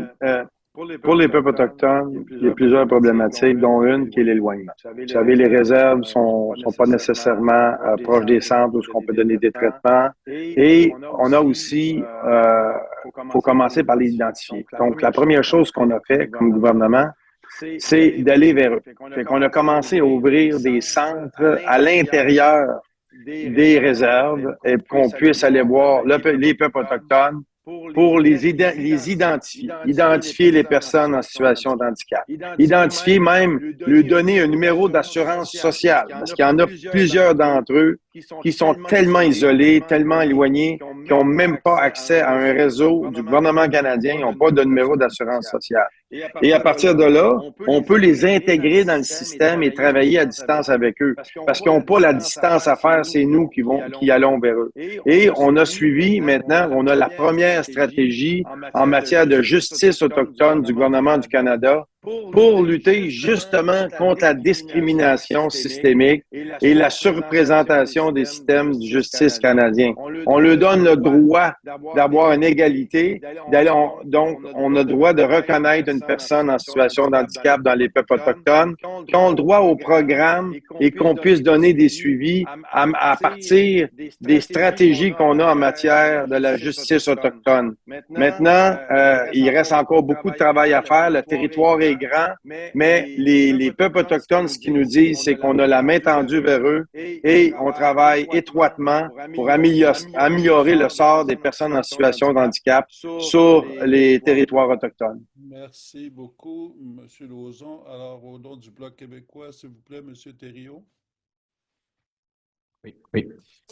Il est clair que les populations autochtones souffrent davantage d'un handicap que les autres populations canadiennes. C'est 20 à 50% selon l'Assemblée des Premières Nations. Les populations en milieu éloigné manquent cruellement de services de financement. Les programmes comme le logement des Premières Nations ou le programme des établissements de santé, il faudrait qu'ils soient bonifiés. Depuis toujours, au Bloc québécois, on a pleinement adhéré à la Déclaration des Nations unies sur les droits des peuples autochtones. On le fait bien avant que le gouvernement canadien ne le fasse et on y adhère toujours. C'est la raison, entre autres, pour laquelle on a appuyé le projet de loi C-15. Donc, au Bloc québécois, on demande de rétablir intégralement et à financer de manière durable, en lien avec le principe de Jordan, l'initiative Les Enfants Inuits d'abord et le programme d'aide à la vie autochtone de service aux Autochtones Canada. Très bien, merci beaucoup. Nous allons conclure ce thème avec la réponse de Mme Mansouri au nom du Parti vert. Oui. So the Green Party will build a true nation-to-nation relationship. Donc, nous aurons une relation nation-nation, en fait, avec les peuples autochtones pour s'assurer à ce que ça soit durable au niveau du financement, au niveau des droits et au niveau de la détermination, c'est-à-dire nous voulons supporter, en fait, les peuples autochtones et rencontrer et leurs besoins et au niveau du fait qu'ils ont une double charge, en fait, au niveau de l'ONU, c'est-à-dire nous la mettons en œuvre au niveau de l'infrastructure, des finances et aussi inclure les peuples autochtones au niveau des personnes, en fait, qui vivent avec un handicap. Merci. La dernière équipe de la deuxième partie du débat, nous allons parler access to medicine. My question is the following. How will you improve access to prescription drugs for people with disabilities or episodic conditions to ensure equitable and universal coverage? So the order would be Monsieur Thériault, Madame Ansari, Mr. Jones, and to end, Mr. Lauzon. We will listen to le Bloc québécois, Monsieur Thériault. Alors, on n'est pas contre le principe d'un régime amélioré d'assurance médicaments, ou on n'est pas contre le fait qu'une personne et que personne ne soit laissé pour compte. Par contre, au Québec, tout le monde est couvert depuis 30 ans. Le Québec possède déjà son propre système. C'est un régime mixte, il n'est pas parfait, il est à améliorer. Mais les personnes sont soit assurées par la RAMQ, soit par le régime privé de leur employeur. Pour le régime public, le Québec possède une liste des médicaments assurables qui est recommandée par l'INES au ministère de la Santé. Si le fédéral va de l'avant avec une assurance médicaments, le Bloc va porter la voix de son Assemblée nationale le 1er mai 2024 dans une motion unanime et va demander au fédéral un droit de retrait avec pleine compensation pour qu'on puisse améliorer notre couverture et administrer nous autres mêmes notre régime. La plus grande liste de médicaments, si on veut étendre notre couverture, il faut donc plus grande la liste, il faut donc plus d'argent. Le Bloc québécois a appuyé la réforme du Conseil d'examen du prix du médicament breveté pour que le panier de référence soit modifié en retirant les médicaments, ceux qui coûtaient, pas les médicaments, mais les pays qui faisaient en sorte que la moyenne du prix était beaucoup trop élevée. Alors, le Bloc rappelle également que les provinces se sont organisées pour faire baisser le prix du médicament en se regroupant par l'Alliance pan-canadienne pharmaceutique et un organisme mandaté pour négocier le prix des médicaments en leur nom et au nom du fédéral. Donc, voilà notre compréhension de la chose. Très bien, merci beaucoup. Alors, pour le Parti vert, maintenant, sur la même question, Mme Ansari. Oui. En habitant en Québec, j'apprécie qu'on a bien sûr cet support ici à Québec. Je pense que c'est important que le gouvernement fédéral a aussi peut aider tous les Québécois et le Canada avec du support sur ce point-là. Universal healthcare is part of who we are. Right? Ça fait partie de qui nous sommes, mais nous pourrions l'améliorer, que ça soit universel. Le Parti vert, ce qu'il propose, c'est-à-dire au niveau d'un seul programme pharmaceutique, c'est-à-dire au niveau de réduire, en fait, au niveau de l'administration, des coûts, et pour être sûr que tout le monde ait les médicaments dont ils ont besoin et quand ils en ont besoin. Donc, je crois que c'est un exemple, en fait, au niveau de ce que où nous pouvons investir, en fait. Merci beaucoup, Madame Ansari. Going with Mr. Jones, talking on behalf of New Democratic Party on the same. Pour le nouveau parti démocratique. Bon, avant l'histoire du Parlement, en janvier plutôt dernier, le Bloc québécois a dit non pour l'assurance et les autres aussi. Mais maintenant, ils parlent d'une réforme. Mais en fait, le Parti vert, on parle aussi d'une réforme. Nous voulons aller plus loin au niveau du plan, au niveau des promesses de ce que nous avons promis dans les 4 dernières années. Nous avons voulu livrer, nous avons réussi à livrer quelques-uns et nous allons continuer, même plus après ce soir et dans les jours qui vont arriver, dans les mois, dans les années. En œuvre notre loi sur l'assurance médicaments, le Pharmacare. Nous veillerons à ce que personne ne soit laissé pour compte, que personne ne soit obligé de payer de sa poche ses médicaments, que le régime d'assurance médicaments soit universel et entièrement public. Notre plan permettait non seulement d'économiser en moyenne un minimum de 500 $ par Canadien et Canadienne par année, mais aussi d'alléger le fardeau de notre système de santé en économisant un moyen de 1 400 à 1 500 par personne par année aussi et par patient. Très bien, merci. Alors, to conclude on that theme and on that part of the debate. Donc, pour conclure au niveau du débat, Monsieur Lauzon, Parti libéral. Oui, merci beaucoup. Vous savez, en mai 2024, le gouvernement canadien a réaffirmé son engagement à rendre les médicaments essentiels plus accessibles et abordables, notamment en incluant l'accès universel aux contraceptifs et aux médicaments pour le diabète dans la législation nécessairement sur l'assurance médicaments. Comme M.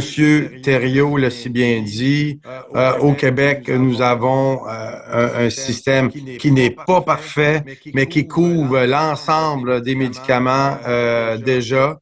Mais nous, on a des programmes provinciaux et territoriaux. À chaque province et territoire, on offre le régime d'assurance médicaments publics destiné à différents groupes, notamment les personnes handicapées. Ces programmes, ils varient selon la région, mais ils incluent souvent des couvertures pour les personnes à faible revenu, aussi ceux qui sont sur l'aide sociale, des programmes spécifiques pour ceux qui ont des maladies rares ou des conditions nécessitant des médicaments coûteux. Donc, pour réitérer ce que M. Thériault a dit, nous avons au Québec la Régie de l'assurance maladie du Québec qui propose un régime public d'assurance médicaments qui couvre les personnes handicapées admissibles. Et je pense que le Québec est un bon exemple pour les autres provinces canadiennes et les territoires. Et nous avons aussi des programmes fédéraux adaptés pour les membres des Premières Nations et les Inuits, les anciens combattants et aussi les membres des Forces armées canadiennes de la Gendarmerie royale du Canada, inclus aussi ces personnes-là. Merci beaucoup. Thank you so much for your answers. It concludes the second part of the debate. La seconde partie, en fait, est conclue. Questions du public.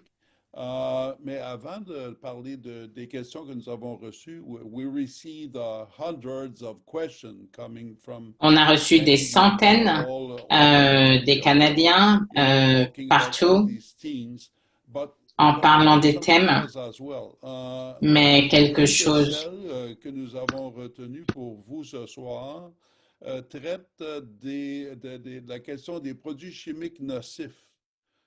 Nous savons que les produits chimiques nocifs qui sont présents partout dans les lieux publics cause des dommages à beaucoup de personnes, des problèmes de santé, même jusqu'à causer des handicaps physiques, de la déficience physique.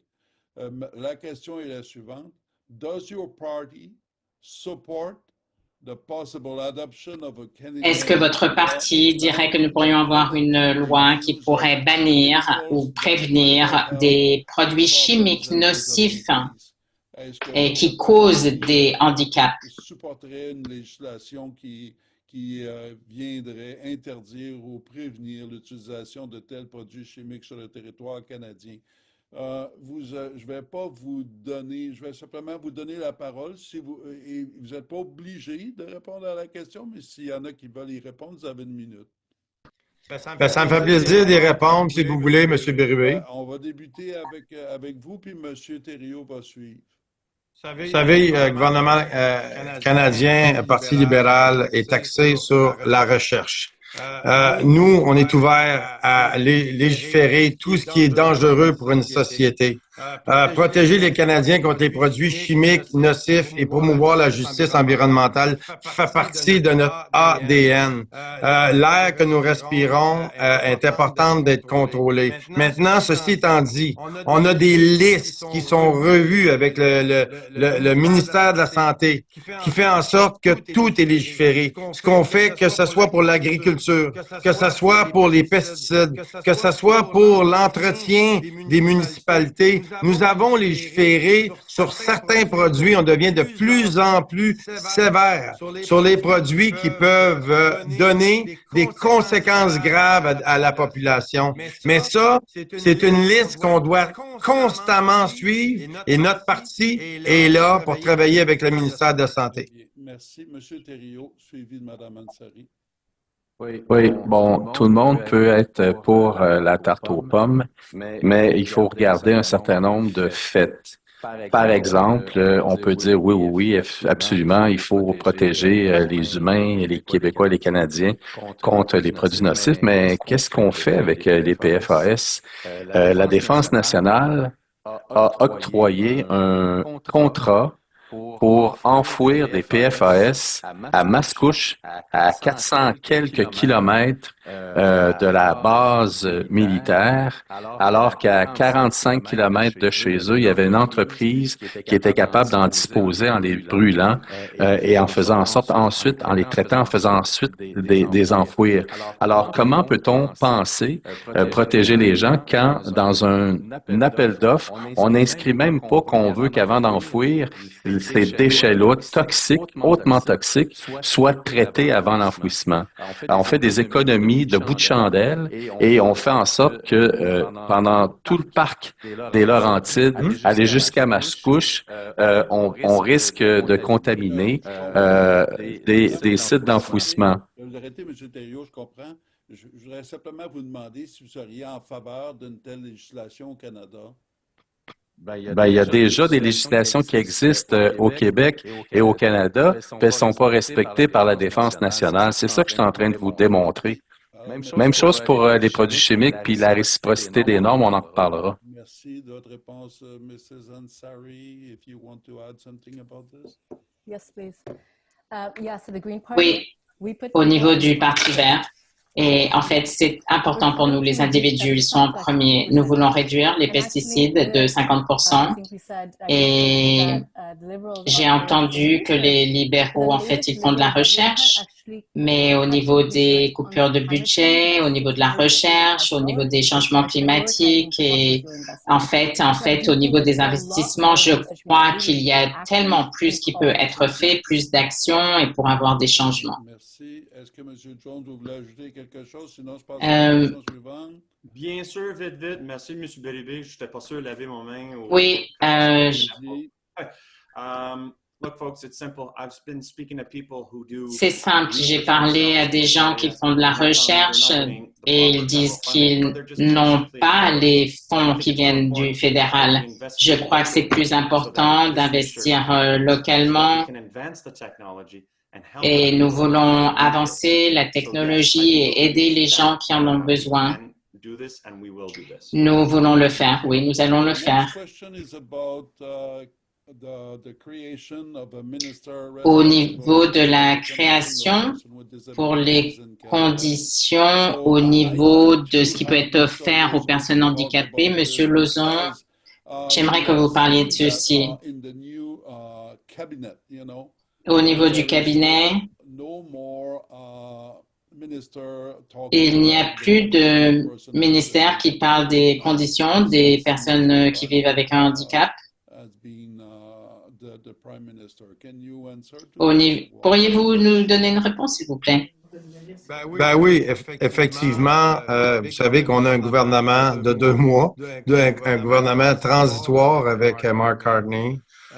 On a nommé les ministres responsables à la négociation avec les États-Unis dans la situation qu'on vit en ce moment, mais c'est pas le sujet du jour. Mais je peux vous dire que le gouvernement libéral a toujours pris en considération, je réitère, qu'on est le premier gouvernement qui a nommé un ministre ou une ministre pour les personnes en situation de handicap.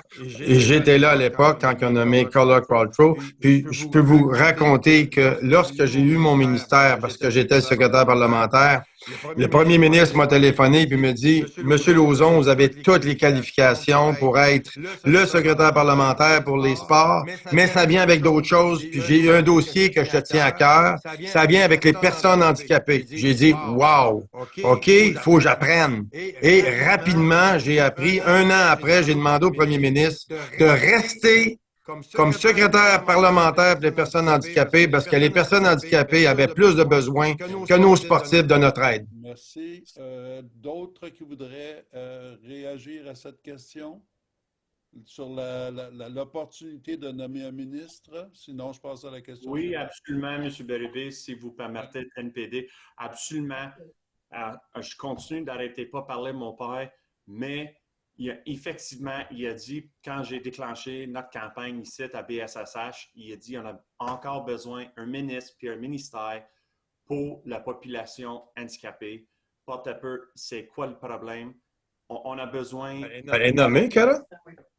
On a besoin de quelqu'un à Ottawa pour ceux et ceux avec tous leurs besoins dans chaque coin du pays. Très bien, merci. Alors, je peux passer à la question suivante. J'aimerais parler de culture d'inclusion. Une question que nous avons reçue dit « Partant du constat que la société canadienne traite le handicap comme une question secondaire, quelles mesures concrètes préconise votre parti pour transformer le Canada de façon à ce qu'il devienne véritablement inclusif, non pas dans 30 ans, mais dans un futur immédiat? »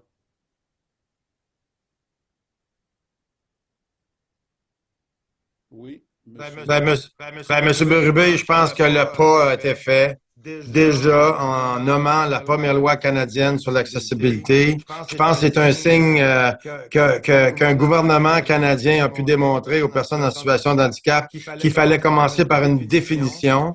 Et puis, je tiens à réitérer qu'encore aujourd'hui, nous avons une ministre qui est responsable, la ministre de la Santé, qui a aussi la responsabilité des personnes handicapées, l'honorable Kamal Khera, qui est là, j'ai eu l'occasion de travailler avec elle aussi dans différents ministères, mais qu'aujourd'hui, elle est à l'écoute. Écoute, c'est une femme qui est ouverte, qui est prête à travailler avec les personnes en situation de handicap au Canada. Et c'est de cette façon-là qu'on va faire avancer la cause des personnes en situation de handicap. Très bien, merci. Est-ce que quelqu'un d'autre veut ajouter sur cette question? Oui, Mme Ansari. Oui, oui, laissez-moi juste ajouter que la justice pour les personnes en handicap, c'est un droit et c'est une priorité. Donc, on va assurer qu'on continue de défendre les intérêts de cette communauté et qu'on va trouver les moyens pour établir les priorités, pour en faire une priorité auprès du gouvernement avec les députés. Merci. Une dernière question peut-être. J'aime bien cette question d'ailleurs, hein, franchement. Donc, tenant compte du fait que les gens L'association de handicap représente pratiquement 27% de tous les électeurs inscrits dans le cadre de cette campagne. Comment pensez-vous remporter en fait les élections, plus particulièrement face aux personnes qui vivent dans la pauvreté? Comment est-ce que vous les amèneriez à voter pour votre parti? I can go. Je peux commencer? À nouveau, vous savez, justice pour les personnes en situation de handicap, c'est une priorité pour nous. Nous avons justement exigé l'accélération, la modification des changements. Donc, on veut sortir les gens de la pauvreté. Le Parti vert propose donc un plan qui, justement, répond à une garantie minimale de revenus afin que les choses les plus élémentaires comme l'alimentation et le logement soient plus un problème, que ça soit couvert par un revenu national minimum de façon à que toutes les priorités, tous les besoins de ces gens soient comblés. Merci beaucoup. Grâce à cela. S'il vous plaît.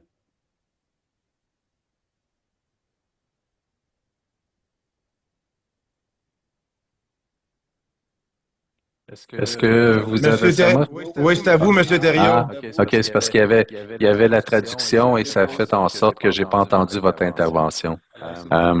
Donc, pouvez-vous juste répéter la question? Absolument. J'ai posé la question suivante. Il y a 27% des électeurs inscrits qui sont des personnes en situation de handicap au Canada. Qu'est-ce que c'est votre plan pour convaincre ces gens-là de voter pour vous? En fait, je pense qu'il n'y a pas de plan. La première chose qu'il faut faire pour faire en sorte que les personnes qui sont aux prises avec un handicap puissent avoir confiance, c'est de surtout pas les instrumentaliser à des fins électorales. C'est de les considérer comme des personnes à part entière. C'est surtout les considérer comme des personnes capables d'autodétermination et surtout leur permettre de ne pas devenir des citoyens de seconde zone et parce qu'elles ont une déficience, ne pas permettre que la société les handicape. Vous allez dire, c'est une grosse tâche, mais je comprends pas que ce devoir qui nous incombe, on puisse le reporter. Et il y a un éléphant dans la pièce. Je pense qu'en quelque part, on devrait prioriser et mettre toutes les ressources qu'il faut. Et ça dépend des canaux de transmission de ces ressources-là. Et on n'a pas parlé ce soir des transferts en santé qui sont pitoyables. Et si, en sortie de pandémie, on avait pu faire en sorte de répondre au moins au Fonds commun des provinces pour augmenter les transferts en santé à 35%, on pourrait augmenter le panier de services et on pourrait davantage s'occuper des gens qui ont moins accès à différents services en situation de handicap. Merci. On va conclure avec M. Lauzon et M. Jones rapidement, 30 secondes chacun. Oui, merci, M. Bérubé. Vous savez, nous, le Parti libéral, on est là depuis le début pour les personnes en situation de handicap. Je me suis permis de rencontrer des organismes partout à travers le Canada. Puis je peux vous dire que le travail a très bien commencé avec nous. On les a respectés du début à la fin du processus. On a respecté aussi les organismes selon chacune de leurs demandes qui ont été analysées.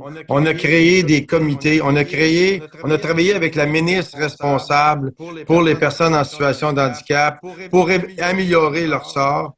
C'est un travail qu'on a commencé, puis qu'on veut continuer, puis qu'on veut être là aussi pour l'avenir, pour les personnes en situation de handicap. Merci beaucoup. Alors, M. Jones, votre dernier commentaire, s'il vous plaît. Merci, M. Bérubé. Folks, tonight you've heard from all of us. Donc, vous nous avez tous entendu parler ce soir. Nous vous avons prouvé que l'NPP, en fait, travaille avec vous. Nous allons continuer à lutter pour vous. Mais surtout avec vous. Nous voulons nous assurer qu'il y a un ministère pour vous et que vous allez continuer à être rendu, que vous ne serez plus des citoyens de deuxième ou troisième zone, mais que vous serez les premiers. Je serai le premier à la porte et le dernier à l'extérieur de la porte. Écoutez vos préoccupations et m'assurer que non seulement nous travaillons pour vous, mais surtout avec vous. Merci beaucoup. Est-ce qu'un d'entre vous voudrait prendre un autre 30 secondes additionnelles pour nous parler justement de votre conclusion? J'ai entendu M. Jones qui vient de le faire. M. Lauzon? Oui, effectivement. Ce qui s'annonce pour la prochaine élection, en fait, c'est deux choix pour diriger notre pays. On a soit les conservateurs qui sont absents ici ce soir pour parler des personnes en situation de handicap. On n'a même pas donné suite aux réponses à votre organisme pour venir nous présenter. C'est à l'image d'un gouvernement qui ne seront pas là pour les personnes en situation de handicap ou un gouvernement McCartney libéral qui a déjà commencé un processus en respect pour les personnes avec une situation de handicap, avec des députés qui sont là pour donner cœur et âme l'amélioration du sort et les inclure dans une société égale, juste et équitable pour tous. Merci, M. Thériault. En fait, le Bloc québécois sera toujours là pour faire en sorte que les programmes québécois qui existent déjà puissent être bonifiés. Et c'est important, tantôt je parlais de l'augmentation des transferts en santé. La santé et les services sociaux sont le parent pauvre des régimes et des systèmes de santé.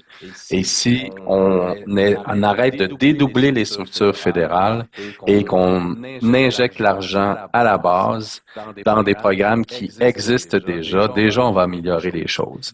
Maintenant, il est clair que pour le Bloc québécois, c'est pas parce qu'on n'est pas au gouvernement qu'on ne peut pas avoir le pouvoir, et ce pouvoir-là, c'est un pouvoir d'appuyer des projets de loi et d'en déposer nous-mêmes.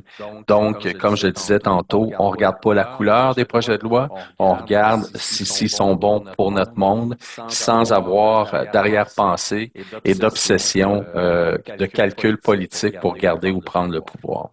C'est ce qui nous démarque des autres partis. Oui, merci beaucoup, M. Thériault. Et pour conclure, Mme Ansari, et tout de suite après vous, on va redonner la parole à M. Dupier. Comme j'ai déjà dit, la justice pour les personnes handicapées, c'est un droit. Nous avons besoin de mettre en place des systèmes qui fonctionnent pour tous. Je ne suis pas ici pour faire des promesses que je ne pourrais pas respecter. Je suis juste ici pour dire qu'on peut s'améliorer.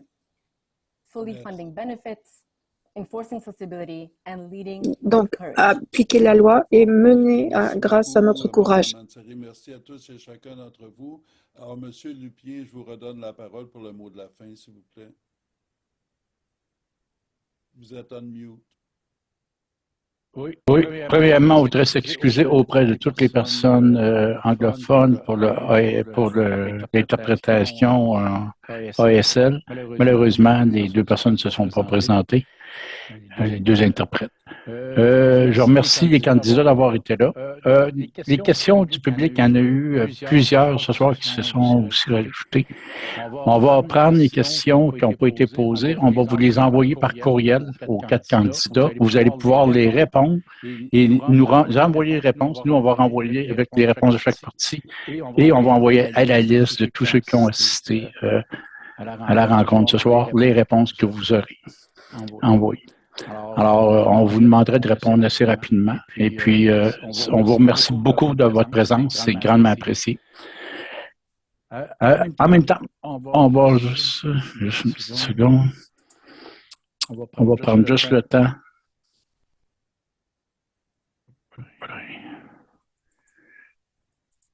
Voilà. Alors, nous vous rappelons que ce débat a été rendu possible grâce à la COFAN, à Arch Disability Center, et aussi du Conseil canadien, des Canadiens avec déficience, Council of Canadians with Disability. Nous tenons à remercier aussi Maître Paul-Claude Bérubé, modérateur, Benoît Racette, relations avec les partis, Marianne Blouin-Caron, publicité et technique, moi-même, organisateur et technique, M. Roberto Latanzio de Arch Disability Law Center, Lila Ruefe, Arch Disability Law Center, Heather Walkus, CCD, et April Daubin, CCD. Merci beaucoup à tous d'avoir travaillé avec nous pour permettre ce débat. Nous tenons aussi à remercier notre commanditaire qui a rendu possible la traduction et l'interprétation, Veco Taxi, qui permet d'avoir des applications pour les compagnies de taxi et aussi pour les transporteurs, les OTA, ce qu'on appelle souvent, de pouvoir avoir le suivi par GPS et tout ça. Alors, c'est une très bonne application et on le remercie grandement d'avoir permis la possibilité de pouvoir vous offrir le service aujourd'hui. Merci à toute l'organisation d'avoir rendu cette séance possible pour la population canadienne et québécoise. Merci tout le monde. Merci. beaucoup, merci. Bonne campagne à tous et tous. Oui, merci. Bonne campagne à vous et on vous souhaite la meilleure des chances. Merci beaucoup de votre participation. Bonne soirée. Bonne soirée.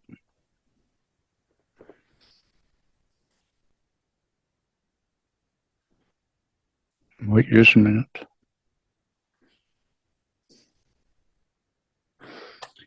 Merci beaucoup aux interprètes. Juste,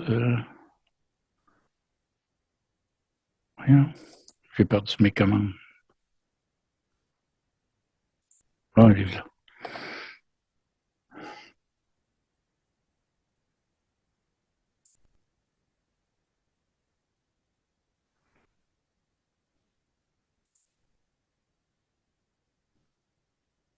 Merci beaucoup aux interprètes. Vous pouvez quitter. On vous remercie beaucoup d'avoir été là et à la prochaine. Merci beaucoup.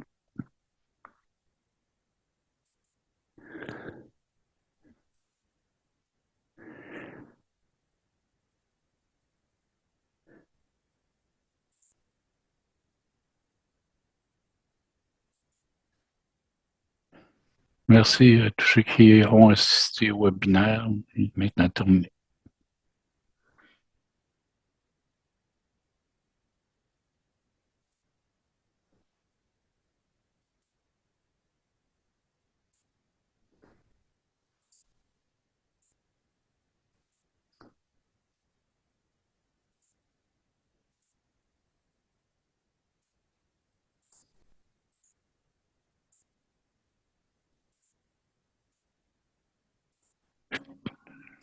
Oui, c'est ça, ce sera pas long. Oui, les enlève un peu.